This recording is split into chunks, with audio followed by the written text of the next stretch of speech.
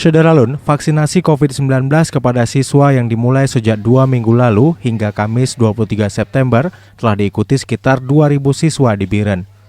Kepala Kantor Cabang Dinas Pendidikan Aceh Wilayah Biren, T. Murtada Bantara mengatakan sekitar 2.000 siswa SMA, SMK, dan MAN sudah divaksin. Kegiatan vaksin siswa yang berlangsung di MAN 2 Cotgapu Biren dilakukan bersama jajaran Satlantas Polres Biren.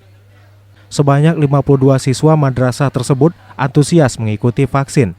Mereka didampingi para guru dan kepala madrasah.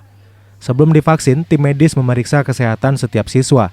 Mereka juga diminta surat persetujuan dari orang tua. Vaksinasi juga digelar di SMA lainnya, yaitu SMA Negeri 1 dan SMA Negeri 2 Biren.